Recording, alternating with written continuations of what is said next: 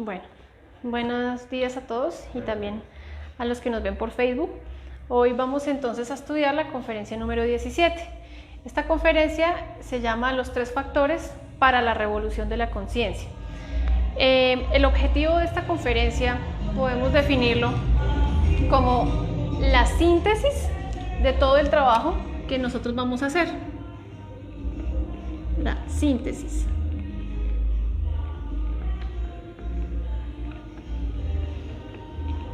Del trabajo. ¿De cuál trabajo? Del trabajo interior.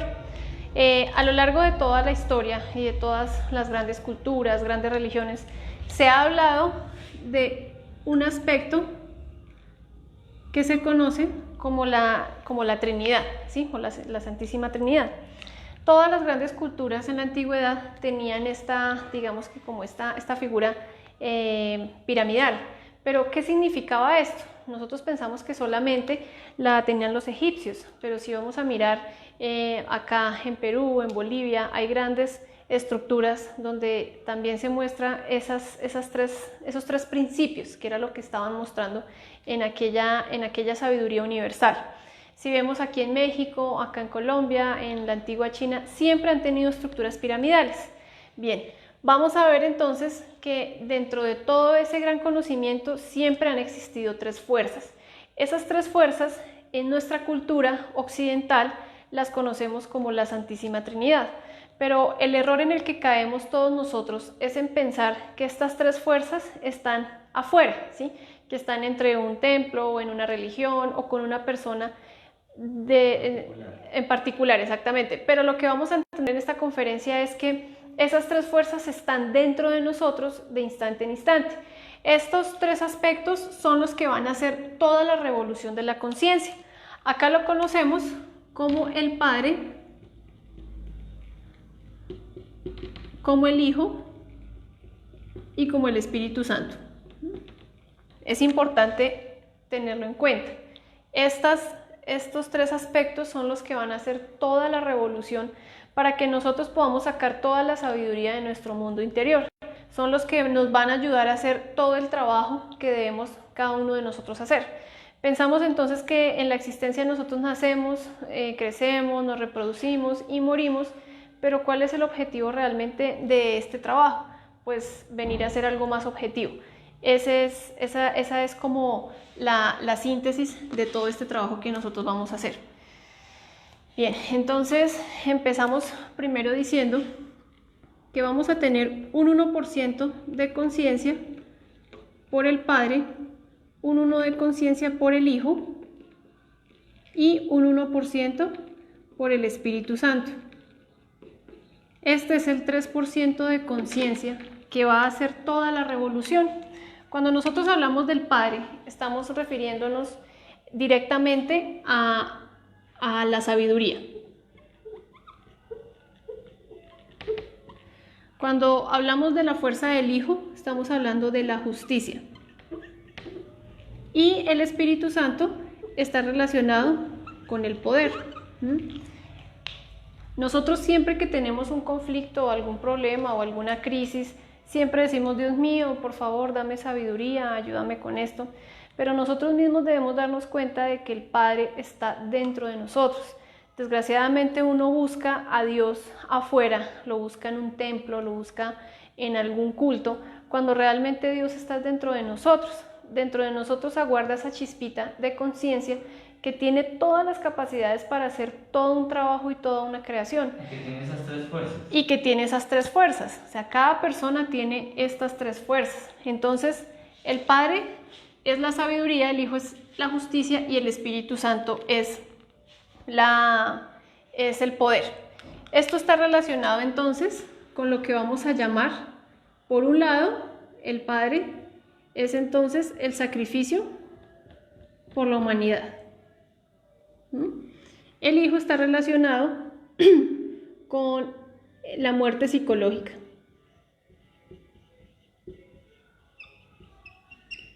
Y el Espíritu Santo con el nacimiento espiritual. Estos 3 factores los conocemos nosotros y siempre los hemos hablado y los hemos reflexionado a lo largo de todas las conferencias. El servicio por la humanidad es enseñar, ¿sí? ¿Cómo nosotros encarnamos la fuerza del Padre? Cuando nosotros enseñamos. ¿Pero qué enseñamos? Enseñamos un trabajo objetivo, damos unas herramientas para que las personas puedan aprender a gobernarse a sí mismas y que puedan salir de la esclavitud de todo ese ego, de toda esa psiquis contaminada que está en cada uno de nuestros defectos. La muerte psicológica es lo que va a hacer la justicia en nuestro mundo interior y es el equilibrio. ¿Cómo nosotros podemos aprender a equilibrarnos a lo largo de nuestra vida? A través de un trabajo psicológico. Es tal vez muy fácil pensar que la psicología es un tema tal vez de alguien que estudió en esta rama o que me va a ir a solucionar mis problemas, pero nosotros mismos podemos ser nuestros propios psicólogos si aprendemos a observar todo eso que está en nuestro mundo interior. Y el nacimiento espiritual es entonces lo que nos va a dar el poder. ¿El poder para qué? Para poder crear estos 7 cuerpos existenciales del ser. La energía creadora sexual da un poder tremendo, ¿sí? Lo que pasa es que nosotros decidimos si la desperdiciamos vilmente o si aprovechamos esta energía creadora sexual para hacer esta creación. Necesitamos hacer la regeneración del cuerpo físico, la regeneración del cuerpo vital, crear el cuerpo astral, mental y el cuerpo causal. Toda esa creación la vamos a hacer con nuestra energía sexual. Listo. Cuando nosotros entonces podemos ver estos 3 factores como una oportunidad para poder hacer un trabajo psicológico, para poder dejar de ser lo que somos y para cambiar radicalmente, entonces vamos a darnos cuenta que estas 3 fuerzas están aquí adentro. Afuera realmente nosotros no podemos encontrar nada. ¿Cómo vamos a poder experimentar lo real de nosotros si siempre estamos hacia las cosas externas, hacia afuera, pensando en que todo es lo pasajero que vemos de la vida física? En ese orden de ideas, entonces vamos a decir que el primer factor será nacer. El segundo factor será morir. Y el tercer factor será el sacrificio por la humanidad. Esos 3 factores son los que van entonces, ese es el orden de los factores en los que nosotros vamos a empezar. Aclaro, esto lo vamos a profundizar en una conferencia más adelante o en unas conferencias de fase B, donde vamos a explicar cómo es el proceso de la primera montaña, las pruebas, todo lo que se debe vivenciar para poder hacer esta creación. Esto debe ir a la par cuando uno empieza a hacer un trabajo espiritual, pero a lo que nos vamos a enfocar iniciando va a ser al nacimiento sexual, ¿sí? El nacimiento sexual, entonces, ¿qué es? Vamos a estudiar un poco lo que es el nacer espiritual.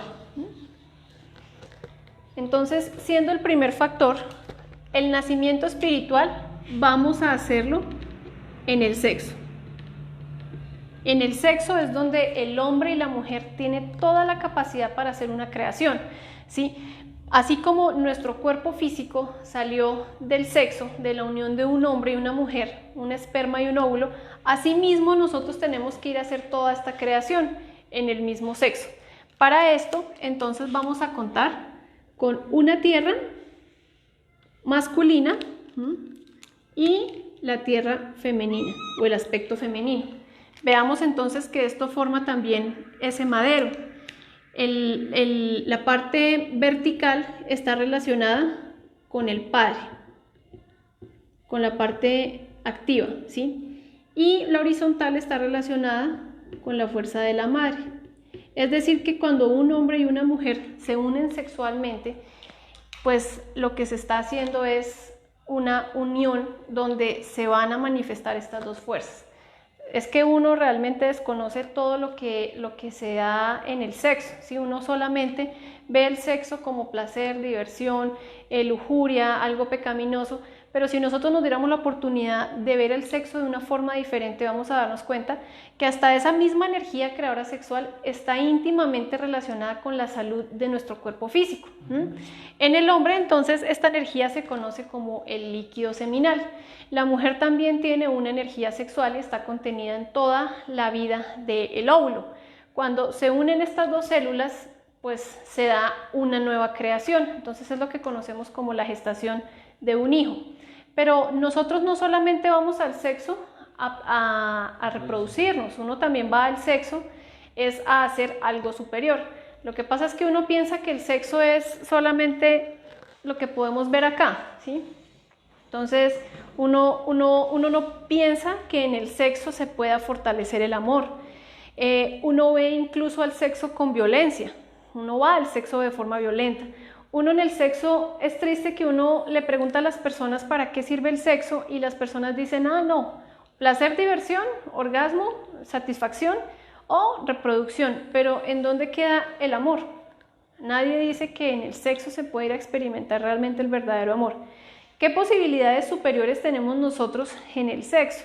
Eso es algo que nosotros deberíamos preguntarnos, ya que así como el esperma y el óvulo tienen esa capacidad de crear algo tan perfecto como un ser humano, imaginémonos si esta energía, en vez de utilizarla de forma egoica, ¿sí?, para la satisfacción de nuestro ego, hiciéramos algo diferente. Bien, ese es el objetivo de todas estas conferencias, que las personas puedan tener herramientas para poder hacer una revolución de su propia conciencia, porque es que uno piensa que la revolución es afuera, externa, toteando bombas, haciendo paro. No, la revolución es interna y estos tres factores nos van a llevar a eso. Entonces el factor del nacer va a ser con el sexo y a través del sexo vamos a hacer una creación de unos cuerpos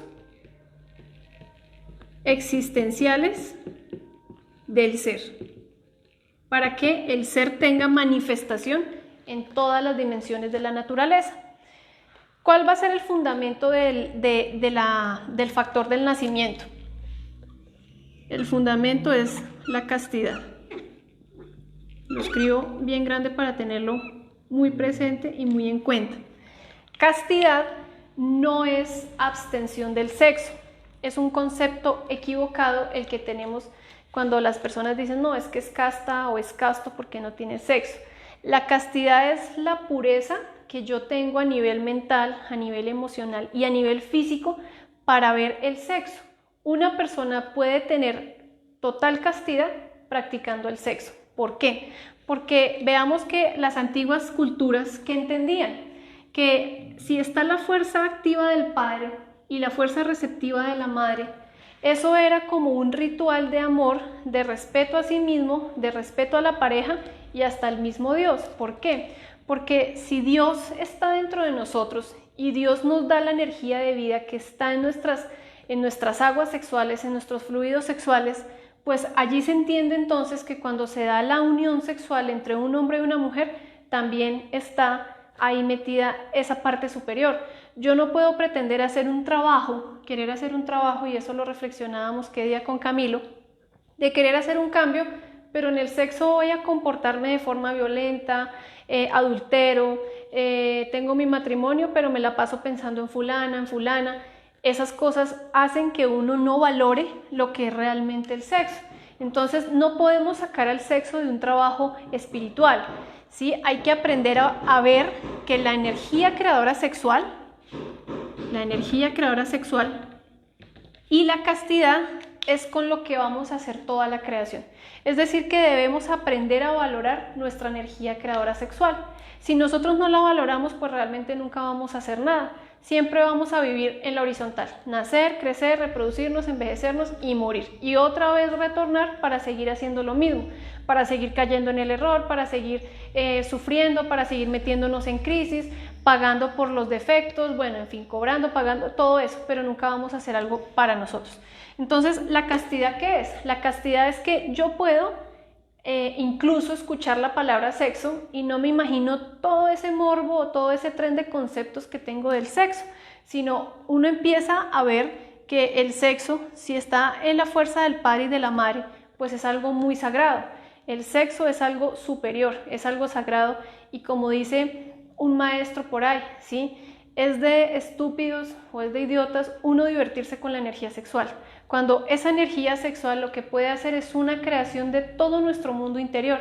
Entonces, si nosotros aprendemos a valorar la energía a través de la castidad, a través de valorar la pareja, nos vamos a dar cuenta de lo importante que es este factor y de lo agradable que se vuelve cuando uno va empezando a experimentar amor en vez de toda la parte instintiva, toda la parte animal, toda esta parte violenta del sexo. Es algo que cambia completamente. Lo que tú decías, o sea, el sexo no es malo.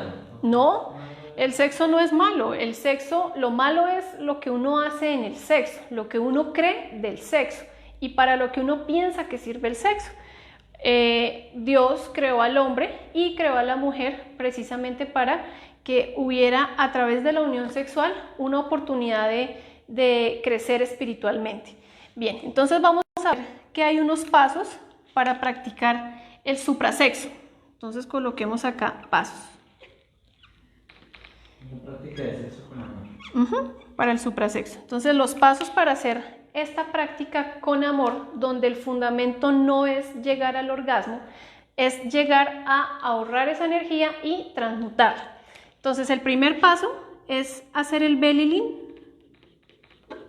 y el círculo mágico. El belly y el círculo mágico se hacen ¿para qué? Para protegernos. Entonces es importante que la pareja tenga una habitación, sí, un lugar destinado a hacer esta práctica. Así como uno se motiva a hacer prácticas de meditación, de concentración, de relajación, la práctica sexual es una práctica que requiere mística. Si yo tengo mística por la práctica que voy a hacer, donde es amor lo que yo voy a experimentar, pues una práctica de amor se alimenta con amor. Es decir, que yo debo evitar practicar el sexo en cualquier parte. Hay personas que equivocadamente piensan que los moteles, los hoteles, aquí en este lado, es salir de la rutina, ¿no? Cuando uno va a practicar el suprasexo, que es una práctica de amor, uno se va a dar cuenta que la monotonía nunca va a llegar. ¿Por qué? Porque como la finalidad de la práctica no es el orgasmo y no es el placer, entonces siempre va a ser como una primera vez y se va a afianzar más el amor por la pareja, el valor por mi energía y el ánimo para seguir en un trabajo espiritual, ¿sí? Entonces todas estas camas negras, que son camas que existen por ejemplo en los moteles, ¿sí? Donde las personas realmente van a expulsar su energía.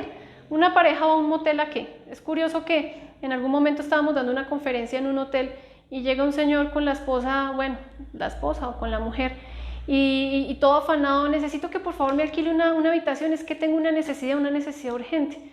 Y metió allá a la pareja y como a los 15 minutos salió. O sea, ¿a qué van las personas a los moteles? ¿Van realmente a quererse, van a amarse, no van a satisfacerse a sí mismos? Entonces, todas esas camas, ya si uno por cosas de viaje o algo así va a tener que hospedarse en un hotel, pues lo mejor es evitar practicar el sexo en una de estas camas, ¿sí? Bien, entonces debemos tener un lugar en nuestra casa que es la alcoba nupcial. Esta alcoba debe estar limpia, debe estar aireada, debe estar libre de todas estas televisores, música estruendosa, equipos de sonido, porque si es una práctica donde yo voy a estar es haciendo una creación, pues es absurdo que uno esté en la práctica de suprasexo y estén dando el partido o estén dando las noticias o la novela que me gusta, no. Entonces, mejor evitar que la habitación tenga todos esos implementos, es mejor toda esa distracción, exactamente. Después del belly y el círculo mágico, ¿qué vamos a hacer? Vamos a hacer una súplica al Padre y a la Madre, con nuestras propias palabras, una súplica de asistencia a nuestro Padre interno y a nuestra Madre interna. Padre mío, Madre mía, por favor te pido que me des todo el ánimo o toda la voluntad o toda la concentración para poder hacer esta práctica, ¿sí? Con nuestras propias palabras. Después de esto, ¿qué viene? Espérame, borro acá. De esto viene algo muy importante y es prender el fuego o digamos que las caricias entre los esposos. Ojo con esto, es importante que en la práctica sexual haya fuego, ¿sí? Haya un ánimo. En la práctica de suprasexo debe existir ese erotismo entre la pareja, debe haber el deseo por practicar el sexo. Pero acá en las caricias es donde nosotros vamos a observar realmente quién es el que va a hacer las caricias. ¿Por qué? Porque siempre se mete todos estos detalles lujuriosos, la parte instintiva que busca sentir y se olvida del objetivo de la práctica. Entonces, acá no se van a utilizar prácticas ni de sexo anal, ni de sexo oral, ni de ver pornografía, nada de eso. El hombre tiene el derecho de acariciar a la mujer, se pueden besar, acariciar, las palabras, los abrazos, todas estas cosas van a hacer que se prenda ese fuego. ¿Por qué? Porque cuando vamos a practicar el suprasexo, vamos a poner en actividad, entonces se pone en actividad la energía sexual, ¿sí? La energía sexual. ¿Se activa? Se activa, sí, se pone en actividad, ¿no? A través de las caricias. Y esa energía sexual es el fuego. Ese es el fuego que nosotros vamos a imaginar a través de la transmutación, es lo que va a hacer el ascenso a lo largo de la médula espinal o del canal medular. Entonces, ¿cómo se activa eso? ¿Cómo se activa ese fuego? Aquí vamos a necesitar de una fuerza que es el deseo, ¿sí? En algún momento reflexionábamos que el deseo no es bueno ni es malo. El deseo es la oportunidad que uno tiene para robarle el fuego al diablo. Entonces, ¿en dónde es donde el hombre y la mujer se pueden templar realmente? Pues en el sexo. Una persona puede decir, no, yo soy hombre porque tengo tantas mujeres, o porque tomo esto, o porque soy libre. Pero realmente, ¿en dónde es que el hombre y la mujer se pueden templar y se pueden controlar a sí mismos? Pues en la práctica sexual. Al deseo, ¿qué le vamos a robar? Por un lado, le vamos a robar el fuego, que está relacionado con el amor, y por otro lado le vamos a robar la luz. Entonces, si yo soy capaz de robarle ese fuego al diablo, ¿sí? ese fuego al deseo, ya me estoy haciendo dueño de esa fuerza. Entonces, ¿qué va a pasar? Que se va a dar las caricias entre los esposos. ¿Para qué? Para que haya una correcta lubricación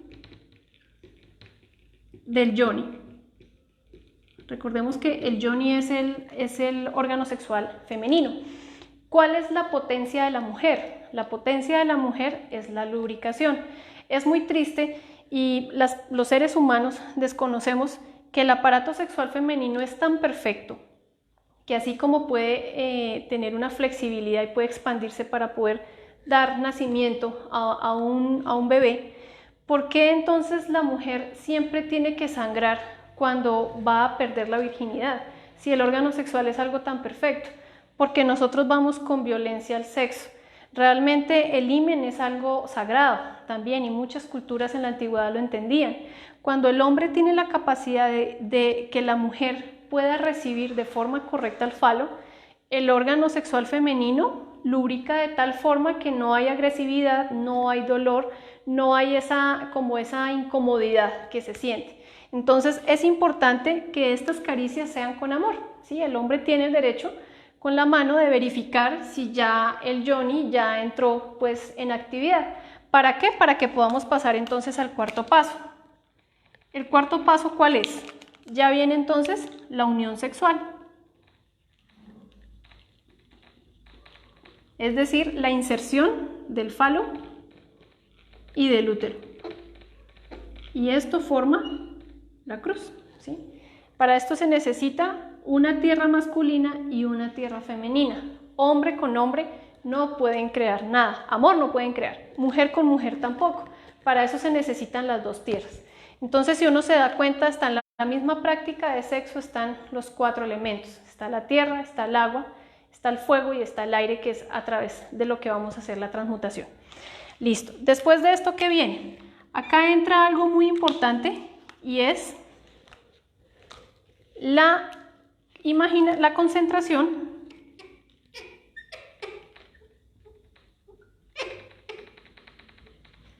la imaginación y la voluntad. ¿Sí? Entonces, recordemos, estamos hablando de una unión sexual, de una práctica sexual. No es ver el sexo con ese yo santurrón de, ay, no, es ver el sexo como realmente es, como una fuerza que activa, es un fuego que está dentro de nosotros, dentro del hombre y de la mujer, y que a través de un proceso de gobernarnos a nosotros mismos vamos a retener y a transmutar esa energía sexual. Entonces, cuando ya se da la unión sexual, debe haber una concentración. ¿Por qué? Porque, como decíamos al principio, uno no puede estar practicando el sexo y estar pensando en el almuerzo que va a hacer al otro día, en lo que se va a colocar, en el trabajo, en las tareas de los hijos o en el jefe, etc. Uno debe estar con la conciencia centrada en la acción. Y si la conciencia es Dios dentro de nosotros, entonces, ¿quién es el que va a hacer todo este proceso de la transmutación? Pues nuestra conciencia, a través de la imaginación. Nosotros debemos aprender a imaginar que un hilo dorado sube a lo largo de la médula espinal. ¿Por qué? Porque lo que va a subir es el fuego. Entonces, el sexto paso viene a ser el proceso de la transmutación.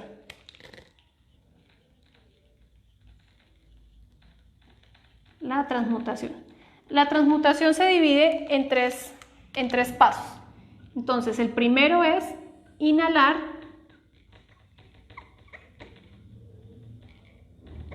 el segundo es retener y el tercero es exhalar. Listo. En estos tres pasos, con estos tres pasos vamos a hacer que esa energía ascienda. Listo, entonces, unidos sexualmente, ya después de todo, va a hacerse una pausa, hombre y mujer, unidos sexualmente. Se va a inhalar. Cuando nosotros inhalamos, vamos a imaginar que respiramos por la nariz. Nunca vamos a respirar por la boca, siempre es por la nariz. Inhalamos, entonces respiramos fuerte y profundo, imaginamos, ojo acá, es importante la imaginación, imaginamos que el aire llega a los pulmones, ¿sí? Respiramos fuerte y profundo y con un pequeño pujo imaginamos que esa energía, ese aire, se fue para las glándulas sexuales. En el caso del varón, imagina que las manda para los testículos, en el caso de la mujer, para los ovarios. Una vez acá, ya la energía, vamos a pasar al segundo proceso. El segundo proceso es retener. Cuando vamos a hacer la retención, vamos a imaginar. Ojo, es importante imaginar porque hay muchas parejas que practican la magia sexual, pero la imaginación no participa. Entonces, si no participa la imaginación, pues ¿qué es lo que va a subir? La imaginación es la capacidad que se tiene para crear y para hacer ascender esa energía. Entonces, acá en las glándulas sexuales retiene y en la retención va a imaginar que un hilo dorado sube a lo largo del canal medular. Si a la persona se le dificulta imaginar ese cordón de oro, puede imaginar que cada centro, como unos bombillitos, se van prendiendo, se van prendiendo, se van prendiendo hasta llegar al entrecejo. O pueden imaginar que una serie de chispitas, chispitas, van subiendo unas escaleras. Esas escaleras son las 33 vértebras por donde debe ascender nuestra energía sexual.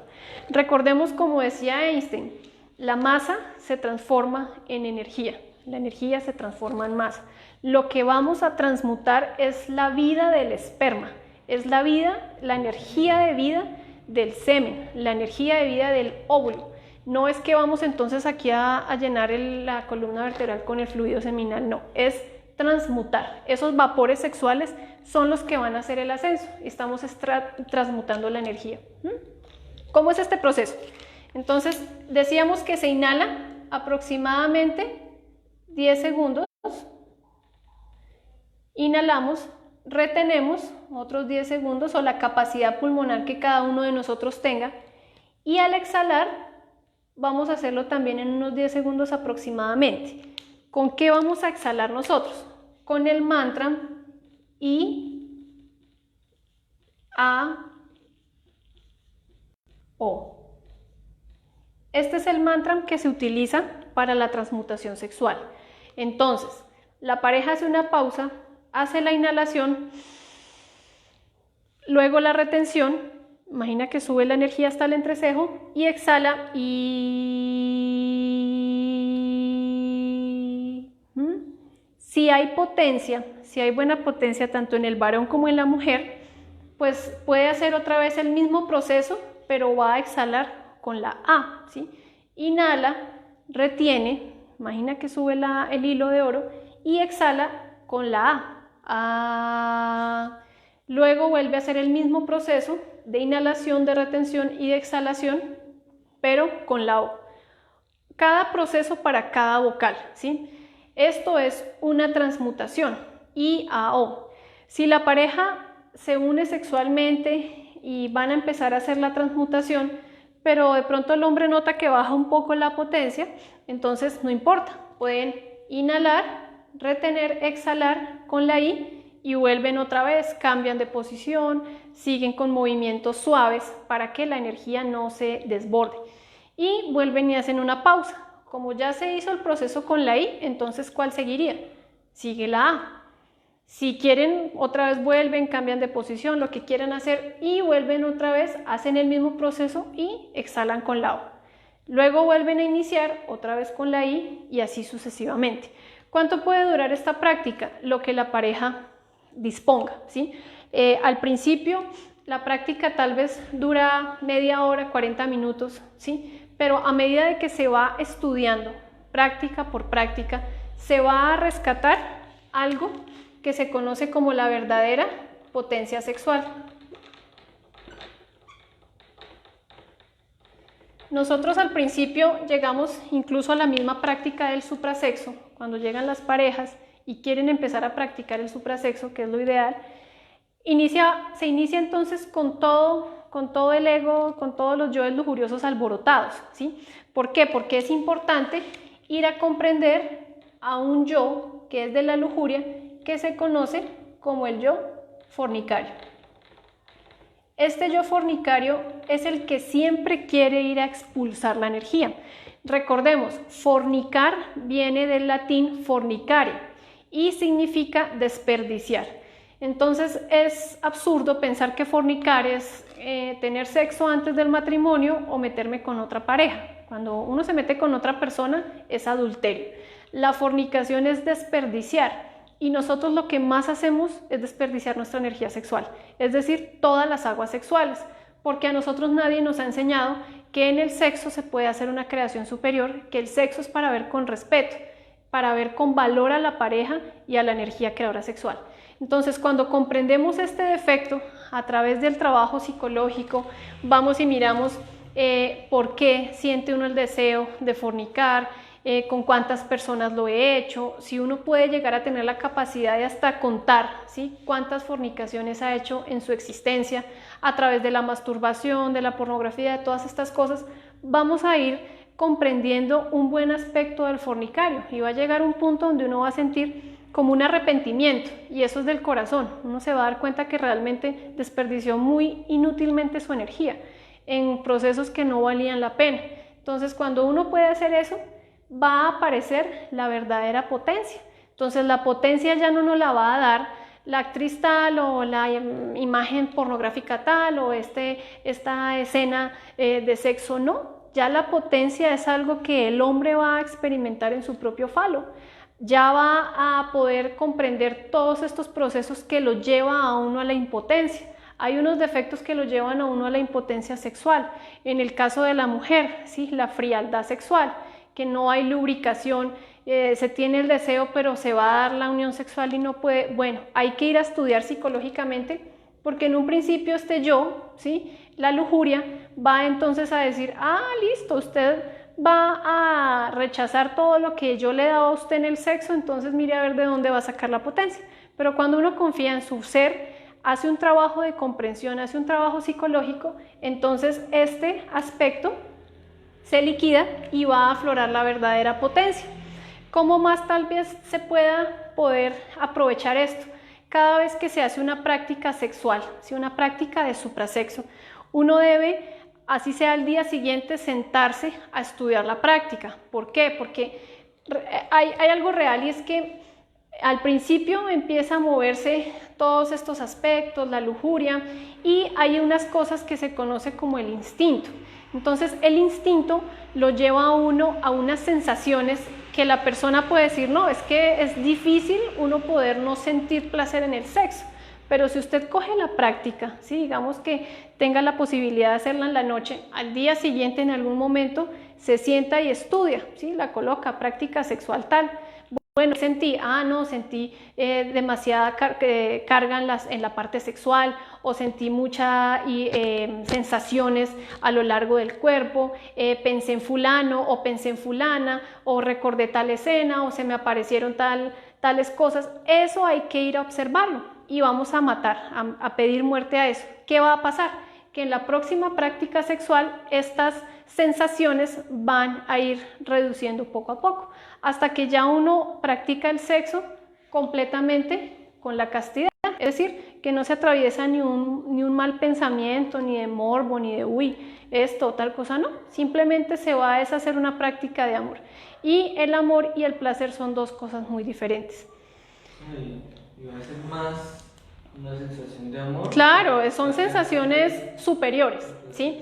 Entonces, el orgasmo, que hace parte acá del fornicario, o sea, el fornicario, el objetivo es llegar al orgasmo.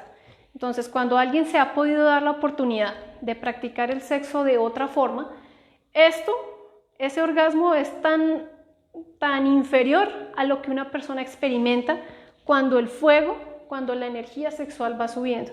¿Por qué? Porque ahí sí se va a poder experimentar el verdadero amor por la pareja. Obviamente van a haber problemas en la convivencia y esto, pero en la práctica sexual va a ser un amor impresionante, donde uno no va a tener ni necesidad de mirar más personas, ni el varón va a tener la necesidad de mirar otras mujeres, y la mujer lo mismo, y el varón con su mujer se va a sentir completo. Eso es ser un verdadero varón, un hombre, ¿sí? Más adelante vamos a explicar bien el concepto de hombre, pero hombre no es el que tiene varias mujeres, hombre es aquel que tiene la capacidad de serle fiel a una sola mujer, porque valora su energía, valora su pareja y valora su trabajo interior. Entonces, la castidad es el fundamento de todo este trabajo. El nacimiento es la práctica del sexo con amor, es decir, donde nosotros vamos a ir a experimentar amor.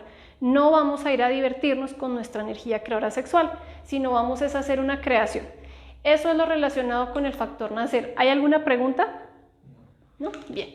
Vamos entonces ahora a reflexionar la parte de la muerte, el segundo factor. ¿Y cada cuánto se hace la práctica? Bueno, la práctica sexual se hace una vez por noche, ¿no? Acá la desconexión se da ya, el hombre o la mujer pierde ya la potencia, digamos 1 hora o 40 minutos, o al iniciar si empieza con 20 minutos no importa, pero lo importante es que no se llegue al orgasmo, y cada 21 horas aproximadamente las glándulas sexuales van madurando la energía, es decir que no se debe hacer la práctica sexual 2 veces al día. Así que es que esto es amor, no, pues aproveche toda esa potencia, todas esas caricias, esos besos para la noche o para el momento en que usted vaya a estar con la pareja. Sí, no se debe practicar varias veces al día, sino. De hecho, esto está más explicado en la conferencia número 10, que es la de cómo se hace toda la creación de los cuerpos existenciales del ser. Bien, entonces vamos a ver ahora el segundo factor, que es la muerte psicológica.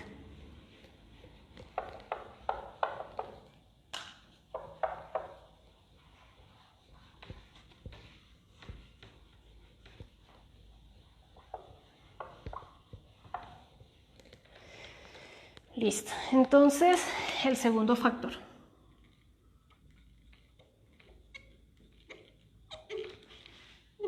Morir.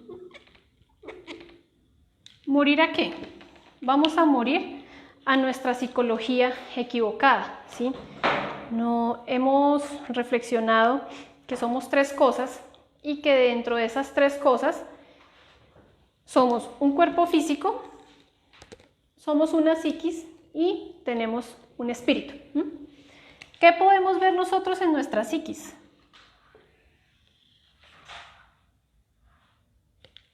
Nuestra psiquis, vamos a definirla como el 97% de conciencia atrapada. ¿Atrapada en qué? En cada defecto, ¿sí?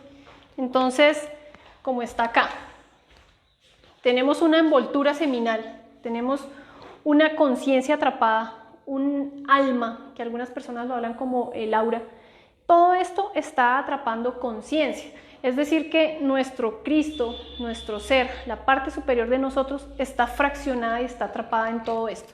Si nosotros no hacemos una posibilidad por morir a todas esas formas equivocadas de ser de nosotros mismos, pues realmente siempre vamos a seguir siendo los mismos, siguiendo en el error, en el deseo, en los placeres, en todas estas cosas, y nunca vamos a hacer un cambio radical. ¿Qué podemos ver en toda esa psiquis? ¿Qué podemos ver en nuestro mundo interior? Podemos ver pensamientos,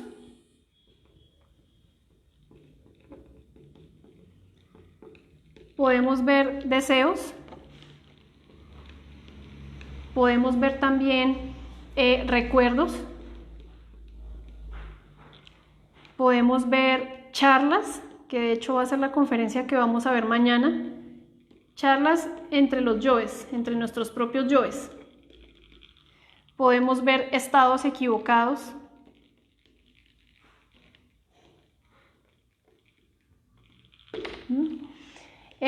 podemos ver, bueno, podemos ver bastantes cosas. Podemos ver todos los planes, digámoslo así, de los yoes.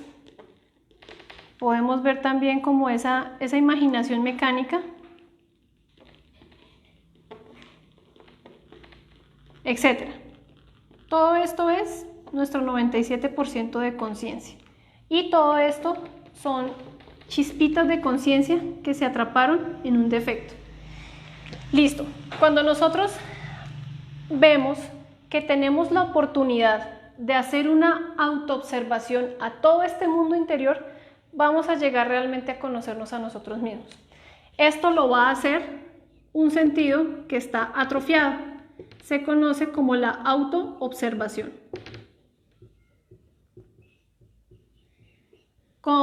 Nosotros consideramos que los únicos sentidos que tenemos es la vista, el olfato, el gusto, el oído y el tacto. Ya, no tenemos más. Pero estos sentidos a nosotros nos sirven para percibir el mundo físico. ¿Y qué pasa entonces con la intuición? ¿Qué pasa con la telepatía? ¿Qué pasa con la autoobservación? ¿Qué pasa con todas estas facultades que están latentes en el ser humano pero que están perdidas y atrofiadas? Pues realmente nunca va a ser una realidad. ¿Por qué? Porque si nosotros no empezamos a despertar la autoobservación, nunca nos vamos a dar cuenta de todo lo que somos nosotros mismos. ¿En algún momento ustedes han reflexionado o se han puesto a observar sus pensamientos? ¿Qué pensamientos tienen a lo largo del día? ¿O por qué piensan esto? ¿O por qué en un momento determinado quieren hasta matar a alguien? ¿O hacerle daño a alguien? ¿O en un momento ustedes han podido reflexionar sobre todos los sentimientos, los deseos, toda esa frustración? Hemos estado muchas veces en crisis, ¿sí? Crisis de tristeza, o en una crisis de pareja, o en una crisis porque sentimos que tal vez no nos han agradecido lo que nosotros queremos que nos agradezcan. Bien, ¿quién es el que va a hacer esa observación? Esa observación la va a hacer la conciencia. La conciencia es la que va a tener la capacidad de ir a observar esto. E incluso en una línea de tiempo, si nosotros miramos en el diario vivir, todo un día, observemos un primer día, ¿qué vamos a aflorar? ¿Qué vamos a ver? Que se afloran una serie de defectos que siempre nos quieren hacer cometer los mismos errores, ¿sí? La autoobservación es esa capacidad, es ese sentido que nos va a permitir ver el defecto en el instante. A veces uno tiene charlas. ¿Qué son las charlas entre los yoes? Alguien se encuentra uno con alguien en la calle y no lo saluda. Empieza la charla. Uy, ¿y ahora por qué pasó y tal cosa? ¿Pero qué se cree este? O cuando me lo encuentre le voy a hacer lo mismo. ¿Eso qué es? Eso es escuchar hablar a nuestros propios defectos. Entonces, la observación va a decir, esto es un defecto, y está planeando Miremos acá, los planes de los yoes. Está planeando en la próxima esto, en la próxima... O a veces cuando uno tiene una discusión con alguien, y yo, ¿por qué no le dije esto? Uno vuelve y revive la escena, sea que uno esté cocinando, o esté en el baño, o esté en alguna parte, revive la escena. Y ahí empieza a hablar. ¿Quiénes empiezan a hablar? Estos. Ay, tan tonto yo, tan tonta yo, porque no le dije esto, y este sí me sacó esto, y yo, porque eso es una charla de nuestros propios yoes. La autoobservación va a hacer que podamos ir a eliminar todos estos defectos. Pero ¿cómo vamos a hacer el proceso de la eliminación de nuestros defectos? Esto se da en 3 frentes. El primero es cuando nosotros empezamos a observarnos. Observarnos a nosotros mismos. Esa era la conferencia número 16. Es necesario hacer un desdoblamiento entre la conciencia y el yo, ¿sí? Hacer un desdoblamiento y tener la capacidad de que la conciencia juzgue al defecto, no a la otra persona, al defecto. Cuando nosotros observamos que hay una serie de cosas equivocadas en nosotros mismos, ¿qué vamos a hacer? Necesitamos llegar a la comprensión, es decir, vamos a ir a comprender. ¿A quién? Al defecto, al yo psicológico. Entonces colocábamos un ejemplo. Una persona puede decir, no, pero es que a mí me dicen que fumar es malo y es terrible fumar. Yo no fumo porque es que a mí me lo han dicho en mi religión, en mi cultura, lo que sea. Pero la persona realmente comprende por qué no lo debe hacer. O peor aún, el tomar, ¿sí? No, es que mi religión me lo prohíbe. Muchas religiones hablan de no tomar, pero he tenido la oportunidad de preguntarle a alguna de estas personas, bueno, ¿y por qué no toman? No, porque es que el Maestro Jesús no tomaba. Ah, o sea que no toma por seguir, no porque usted tenga una comprensión de su defecto. Cuando usted entiende que, por ejemplo, el vicio del alcohol, que es la conferencia 14, va a contaminar toda esa energía, ¿sí? Que es con la que yo voy a hacer un trabajo de amor, pues yo digo, no, la cerveza o el aguardiente o el whisky o el vino, por muy rico que sea, no me sirve a mi energía, me contamina. Ya es una comprensión y esa comprensión va a hacer que haya una sabiduría. A veces los padres le dicen a los hijos, no haga eso. ¿Por qué? Porque eso es malo. Pero ¿usted cómo le puede dar esa comprensión a su hijo? ¿Usted ha reflexionado en lo que usted le está cohibiendo a su hijo? Es que para uno poder guiar, uno necesita guiarse a uno mismo. Entonces, no, que es que tener novio a tal edad es malo, que no sé. Usted ya comprendió. Cuando usted saca una sabiduría de eso, una simple palabra hace que a ese chico le llegue a las fibras del corazón y pueda lograr entender. Pero cuando uno tiene las cosas es por represión. No haga eso porque es malo, es que esto tal cosa, es que esto me lo prohíben, es que pues no hay una comprensión y no hay una sabiduría. O sea que entonces uno está siguiendo es una serie de conceptos, parámetros, dogmas, teorías, pero ¿dónde está la sabiduría de nosotros? La sabiduría va a salir de esa comprensión de cada defecto. Y después de esto va a venir algo que se conoce la eliminación del yo. Entonces, la Madre Divina es la que va a hacer la muerte de ese yo psicológico. Le pedimos a la Madre Divina, le pedimos que nos elimine el defecto o el detalle que estamos mirando, ¿sí? A veces el que abre la puerta es solamente un defecto, ¿sí? Pero entonces pueden de pronto haber por acá unos detalles que son los que hacen que se abra la puerta para poder manifestarse en todos y poder gobernar nuestra máquina humana. Entonces uno en un proceso de lujuria, ¿sí? Veíamos ahorita en el factor del nacimiento que es importante ir a estudiar cada práctica. Entonces después de que sale la práctica sexual, al día siguiente voy a ir a estudiarla. ¿Qué voy a ir a hacer? Voy a ir a hacer una línea de tiempo o voy a ir a hacer un muñequito y voy a sacarle los detalles, lo que sentí, lo que pensé, en la parte instintiva, en la parte emocional, en la parte sexual, sentí tal cosa, bueno, en fin, a cada cosa vamos a ir en profundo arrepentimiento a pedirle a la Madre Divina, Madre mía, elimíname este que sintió esto, quítame esta sensación, mátame esto. Eso va a hacer que cada uno de estos defectos vaya muriéndose, ¿sí? Hay un ejemplo muy bueno y es, por ejemplo, vamos manejando, ¿sí? Vamos conduciendo tranquilamente por la calle, un vehículo, una moto, lo que sea. y llegamos a la esquina y alguien nos cierra. ¿Qué aflora en uno? ¿Será que en uno aflora la paciencia, las virtudes, la calma, no, tranquilo, no se preocupe? ¿O será que se empiezan a aflorar todos estos? Uy, ¿este qué se cree? Este es un bruto. Si es una mujer, lo curioso, ¿sí? Lo del yo macho. Ah, mujer tenía que ser. ¿Dónde se ganó ese pase? Ojalá le pase lo mismo. Hijo de no sé qué. Uy, espere que lo alcance y verá. Todo eso es lo que aflora en el mundo interior. Acá, nuestro mundo interior. Entonces, si tenemos la autoobservación, vamos a ir a observar. Elimíname este, quítame este, quítame este. Pero ¿qué pasa con uno? Pasan las 2 horas, 3 horas del suceso y se encuentra uno con alguien y le cuenta el cuento. No, imagínese que iba manejando y otra vez las personas vuelven, se les transforma la cara o a uno se le transforma la cara, vuelve y revive esa escena. ¿Por qué pasa eso? Porque la autoobservación no se ha manifestado para nada. O sea que entonces no nos hemos dado la oportunidad de ir a eliminar ese, ¿sí? De ir a matar este que piensa así, este que quiere hacer, este que lo quiere cerrar, este que le quiere decir groserías, este que lo aceleró el carro para alcanzarlo y hacerle lo mismo, el otro, bueno, en fin, todo eso. Veamos en el caso entonces de un chico que ve una mujer muy bonita, una mujer voluptuosa, que tiene las piernas así, el busto así, el cabello así. Si este individuo no es capaz de autoobservar su mundo interior, pues no se da cuenta que en el centro sexual siente una sensación inconfundible de sexo. En el centro instintivo siente una serie de bajas pasiones y todo esto. En el centro emocional, entonces siente enamoramiento, siente maripositas. Es que en el centro mental va a empezar a idealizar, va a empezar a pensar cómo sería un hogar con ella o cómo sería tener una relación con ella.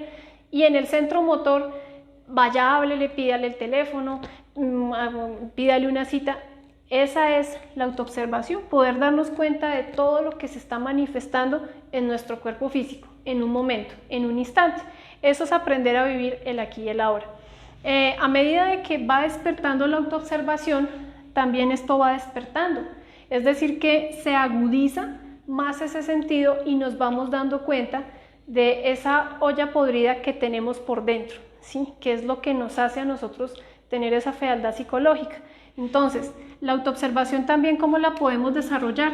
A través de la muerte reflexiva. La muerte reflexiva es coger una escena que pasó en el día, ¿sí? Porque la muerte en marcha es tener esa capacidad sobre la marcha. Mátame este, quítame este, elimíname este, quítame esta sensación. Pero a veces uno necesita tomarse un tiempo para ir a ahondar más, ¿sí?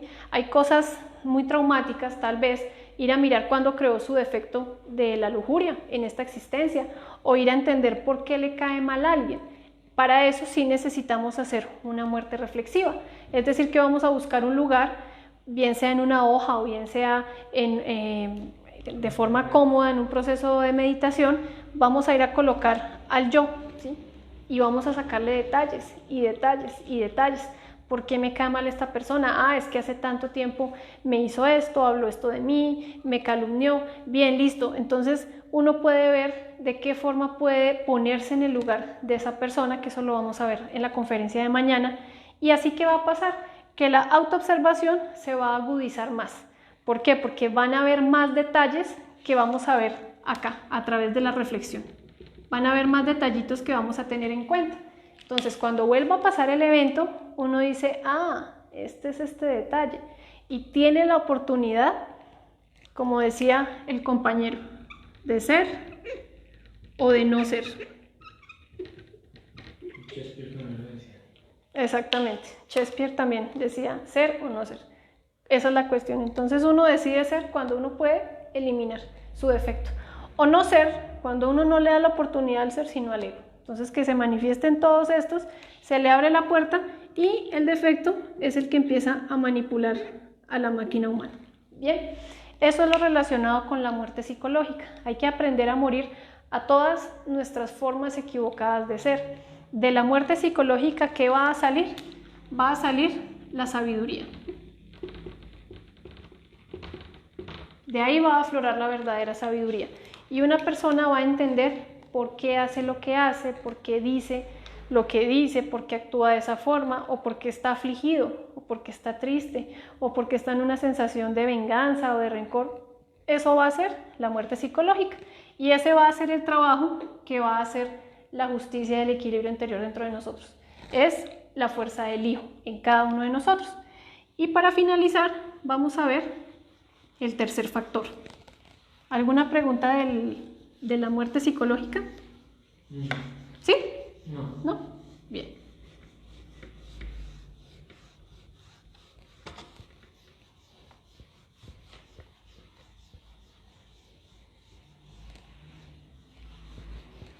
Entonces, el tercer factor está relacionado con el proceso.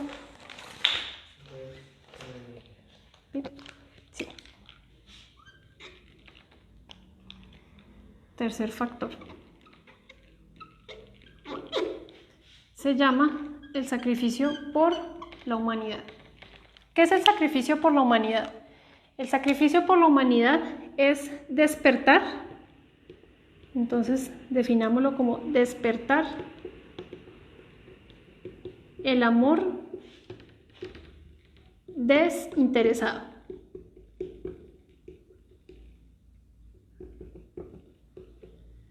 Por los demás, ¿sí? Este trabajo de sacrificio por la humanidad han venido muchos maestros a hacerlo, ¿sí? Y ese es el objetivo de la existencia, despertar amor. Veamos que la única ley universal que existe es la ley del amor, y es una ley tan superior que puede abolir cualquier ley inferior acá de la humanidad. Entonces, nosotros aplicamos el sacrificio por la humanidad por muchas razones, pero antes de entrar a hablar por qué lo hacemos, hay unas condiciones, ¿sí? Entonces vamos a ver que esas condiciones, por un lado, es que debe ser gratuito,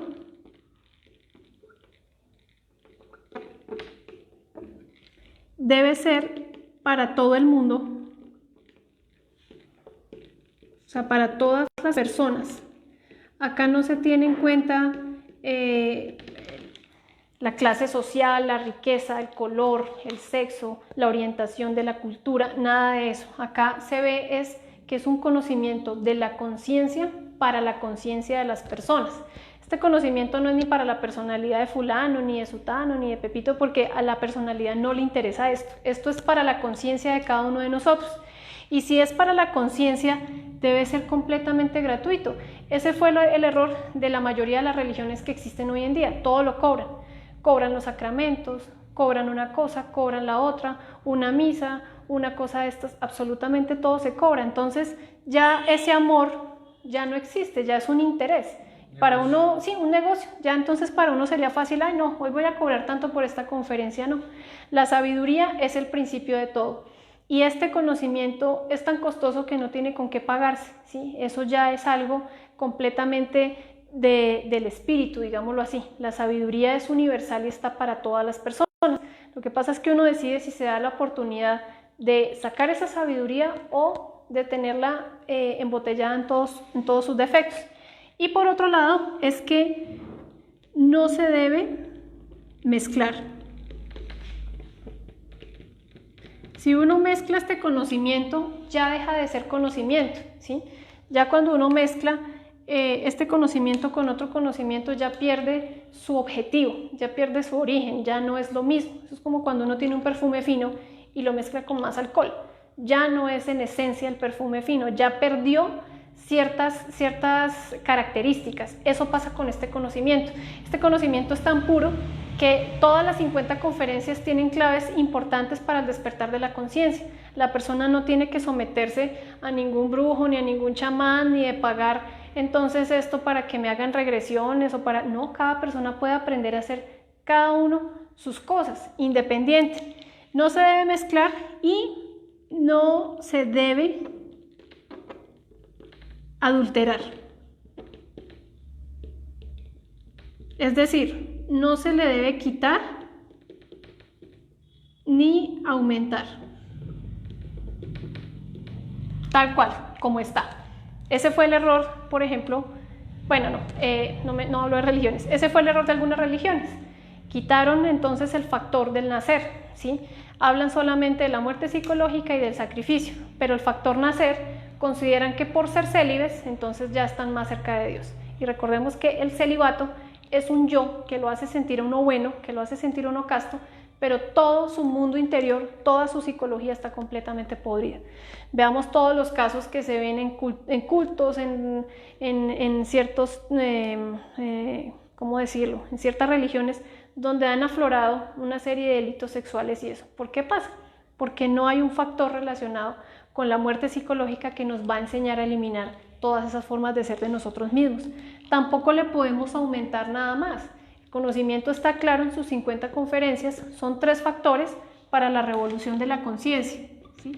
Son estos 3 factores, no se necesita de nada más. Con estas claves la persona tiene la posibilidad de autorrealizarse en una sola existencia. Esas son las condiciones para hacer el sacrificio por la humanidad. Veamos algunas razones. Entonces, razones para hacer sacrificio por la humanidad. Existen muchas y si nosotros nos quedáramos acá reflexionando, podríamos quedarnos todo el día, pero pues esa no es la idea. Vamos a ver que las principales razones es porque esto es una obra de amor. Entonces, una obra de amor, ¿cómo se alimenta? Con egoísmo, con golpes, con mentiras, cobrándole a las personas. Una obra de amor se alimenta con amor, es decir, con obras desinteresadas, con hechos.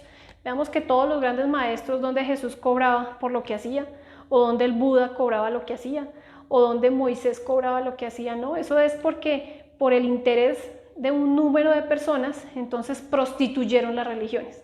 Entonces, una obra de amor se alimenta con amor, por eso esto no se cobra. Otra razón es porque nosotros necesitamos despertar méritos. Entonces, despertar méritos de corazón, ¿sí? Este trabajo, estos 3 trabajos para hacer muerte psicológica y para hacer el nacimiento espiritual requiere unos méritos. Si uno es egoísta y si uno no tiene méritos, pues ¿cómo también a uno le van a enseñar?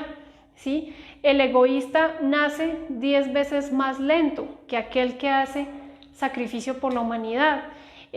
Una persona que está trabajando su psicología, a veces uno se estanca. ¿Y por qué se estanca? Porque hace falta recuperar esa fuerza que es del Padre. Es que esa fuerza no es como tal, que a veces uno cae en el error de, ay, no, es que allá me ponen a hacer sacrificio, y es que a mí me da pena, y es que a mí no me gusta repartir volantes.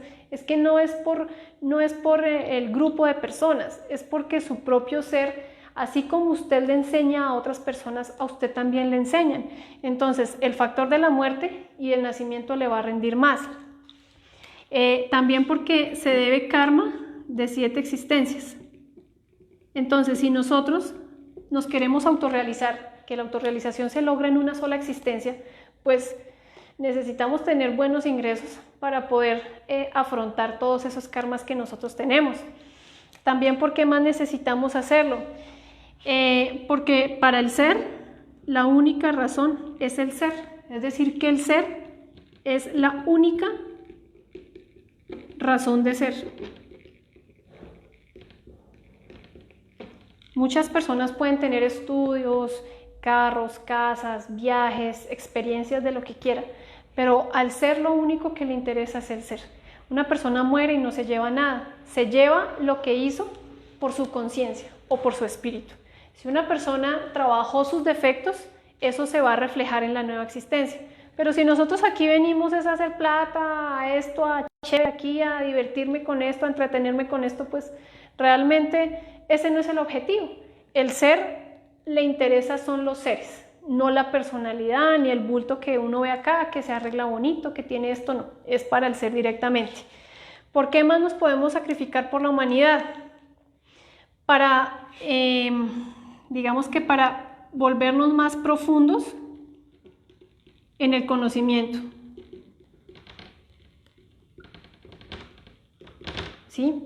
Para que no se nos olvide, para que no. Entonces, para no olvidar el conocimiento. ¿Sí? ¿Por qué más se sacrifica uno? Porque realmente esa es la función que nosotros venimos a hacer acá. Si uno no sirve, o sea, si uno no sirve, no vive para servir, no sirve entonces para vivir. Entonces, hay muchas más razones. Vamos a ver cuáles son las formas de hacer sacrificio, ¿sí? Acá con las razones podemos decir que si uno no le enseña a los demás, uno se enfría. Se enfría con el trabajo psicológico, ¿sí? Entonces se enfría, se le olvida el conocimiento, nos volvemos egoístas, seguimos siendo los mismos, para que el Padre también nos enseñe a nosotros. Si uno a veces en una reflexión puede enseñarle algo a alguien, a uno también entonces a través de la muerte psicológica también le van a enseñar algo, bien sea a través de una experiencia o de un chispazo. La persona está en su trabajo y, ya entiendo por qué tal cosa. Eso emana de la conciencia. Listo. Entonces hay de profundos en el conocimiento como un profesor. Sí, lógico. Aprende más enseñando. Claro, hay instructores que tienen una profundidad en el conocimiento y no es de leer, no es de libros, no es de teorías, porque he de decir acá, hay algunos instructores que transmiten alguna vivencia o alguna comprensión y eso es luz para los demás. Es decir que la mejor razón la mejor forma de uno hacer sacrificio es despertando. Veamos que si no hubieran venido todos estos grandes maestros, pues la humanidad estaría sumida en la degeneración, en todas las cosas. Pero todos estos grandes maestros han venido y han dejado un camino. ¿Para qué? Para que las personas también lo puedan andar. Y por último, vamos a ver las formas de hacer sacrificio. Hay muchas formas. Hoy en día, digamos que las redes sociales dan esa posibilidad. Sí, claro que sí. Entonces, uno inicia primero viendo las conferencias. Entonces, el primer sacrificio que uno hace es asistir a la sala de conferencias, ¿sí? Porque uno podía estar por allá chévere, comiéndose un helado, hablando con las amistades, viendo una película. Bueno, eso es un sacrificio, ¿sí? Estamos dejando de hacer algo del ego para la conciencia. Ese es el primer sacrificio. Luego, ¿qué se empieza a hacer? Se empieza a invitar. Se invitan a la familia. ¿Por qué? Porque uno empieza a comprobar que esto es tan valioso y da unas herramientas y una comprensión tan importante que uno dice, no, si esto me sirvió a mí, esto le sirve a fulano o a sutano. Luego ya uno empieza invitando a los conocidos. Luego uno empieza, tal vez, cuando se terminan las 50 conferencias, ¿sí? Empieza algo que se conoce a foguear. Cuando uno se empieza a foguear, quiere decir que empieza a preparar sus conferencias y se foguea con un instructor. No para que el instructor le diga está mal, está bien, no, para corregir para pulir ciertas cosas, ¿sí? Pero cada quien a medida de su vivencia va haciendo su propia obra. Después de esto ya uno ¿qué empieza a hacer? Uno empieza tal vez a apoyar en la sala que uno está asistiendo, a apoyar salas, ¿sí? Luego ya uno va a empezar tal vez a abrir su primera sala. Uno empieza a abrir su primera sala. Internamente el ser le va a decir, en el mundo de los sueños, bueno, coloque un lugar acá o abra una sala acá. Usted se ve que se sube, eso se ve como subiéndose uno a un bus o enseñándole a alguien o pescando, ¿sí? Entonces ahí es cuando ya se ve y se siente la necesidad de empezar a enseñarle a las personas. Hay dos formas de hacer sacrificio, pescando y enseñando. Hay muchas personas que entonces con la pesca lo que hacen es repartir volantes. Entonces repartir volantes. Para que se dé visibilidad. Claro, para que se le dé visibilidad a la sala, haciendo pegatas. Entonces se pegan afiches en los postes, se postean cosas, se hace publicidad. Luego hay personas que hacen, bueno, que escriben libros, ¿sí? Es algo que tal vez algunas personas han hecho. Y así sucesivamente, ¿sí? Uno se apoya de las redes sociales, del Facebook, hay personas que hacen a través de los dibujitos las conferencias. Ya después, entonces, ¿qué va a pasar? Que ya la sala no se va a quedar donde uno vive, sino ya internamente le irán diciendo, bueno, váyase para tal municipio, para tal ciudad, luego váyase para tal país y así sucesivamente. Uno realmente hace este trabajo es para motivar estos tres factores, ¿sí? el nacimiento espiritual, la muerte psicológica y el sacrificio por la humanidad. Ese es el objetivo de esta conferencia, ese es el objetivo del sacrificio por la humanidad. Uno a través del sacrificio por la humanidad va despertando amor por los demás, porque tal vez es muy fácil sentir amor por la pareja, por los hijos, por los hermanos, pero ¿y el resto de la humanidad qué? Veamos que ese es el trabajo de todos los grandes maestros. Venían era en función de la humanidad. Alguien que en un principio le interese hacer un trabajo espiritual es porque quiere servirle a la humanidad, y eso es este conocimiento, esa es esta conferencia, son los 3 factores. Entonces, para revolucionar esta conciencia, para despertar, porque realmente estamos dormidos con los ojos abiertos, y es importante aclarar que estos 3 factores deben ir de la mano, ¿sí? Esto es como un triciclo. Yo no puedo entonces andar si una llanta está pinchada, los otros 2 quedan flaqueando. Es importante aclarar que en el caso de las personas que no tienen pareja, bueno, los solteros pueden hacer un muy buen trabajo con relación a la muerte psicológica, empezar a comprender ciertos procesos de lo que es la pareja, de los miedos, a veces hay miedos, puede sacrificarse a su forma, y eso le va a dar acá los méritos para que esa persona, esa pareja llegue y empezar a hacer algo superior. A veces con los solteros, ¿qué pasa? Que desvalorizan mucho el trabajo y dicen, no, hasta que no llegue mi pareja, entonces yo no empiezo a matar tal defecto. No, como yo estoy soltero o soltera, entonces yo me sigo degenerando, sigo aquí, hasta que una me pare bolas o que una me ponga cuidado. No, es importante tener en cuenta que cada persona tiene una pareja real, y esta pareja real es la que va a llegar para ayudarnos a experimentar el amor. Porque para placer cualquiera, aquí este o esta que tiene los ojitos así, las piernas así, pero para amor, el amor se constituye o se construye con una sola pareja. Entonces el soltero puede empezar a valorar sus cosas, empezar a valorar su energía, empezar a equilibrar sus centros, que es la conferencia número 4, y esto le va a llevar a que pueda empezar a practicar los 3 factores. Hay personas que solamente se dedican al sacrificio, y 8 horas, 10 horas de sacrificio, pero ¿dónde queda la muerte y dónde queda el nacimiento? O se dedican solo a la muerte y estos 2 nada de nada. Listo, muy bien, pero si se tiene la pareja, entonces esas chispitas de conciencia que se liberan de la muerte psicológica, hay que ponerlas a servir por un lado, y por otro lado son las que van a cristalizar los cuerpos existenciales del ser. Entonces esa es la conferencia. La invitación mañana, vamos a ver la conferencia número 18, la charla interior y la canción psicológica. No sé qué preguntas o qué inquietudes tengan. Si puedes explicar un poco lo del celibato. ¿Qué el celibato es? ¿El celibato? Bien, pues lo que pasa es que el célibe es, pues hasta acá va la conferencia, ¿no? Pero pues ya que acá la compañera pregunta sobre el yo célibe. El yo célibe es un aspecto, lo vamos a profundizar muy pero muy bien en la conferencia 43. Por el momento diremos que el célibe es un detalle que, ¿cómo lo pudiéramos decir? Que tiene como miedo al sexo, o peor aún, ve en el sexo toda la degeneración. ¿Sí? El yo célibe es un detalle, es un detalle de la lujuria, y nos hace ver que el sexo es sucio, que el sexo no sirve para nada.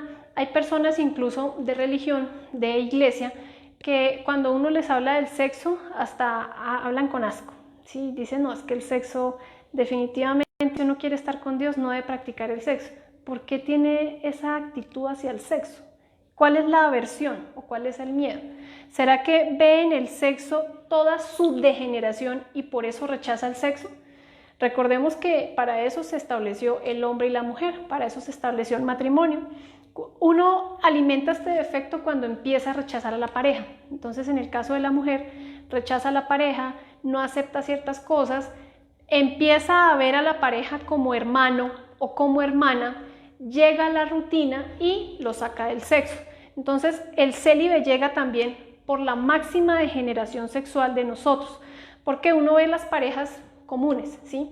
Miremos a los tíos o a alguien cercano que ya lleva unos 30, 40 años de casados. ¿Qué pasa?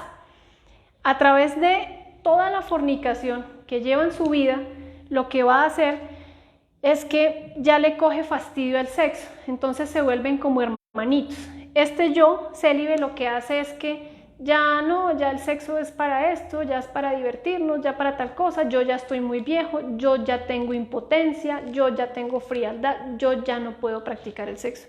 Y lo que hace es convertir a la persona en un santurrón y considerarse bueno porque ya no practica el sexo. Pero bueno, pues acá pudimos ver un entendimiento sobre el nacimiento. El nacimiento está relacionado con el Espíritu Santo. Hay que entender lo que decía en el libro sagrado. El Espíritu de Dios flota sobre las aguas. ¿Y cuáles son esas aguas? Pues nuestros fluidos sexuales.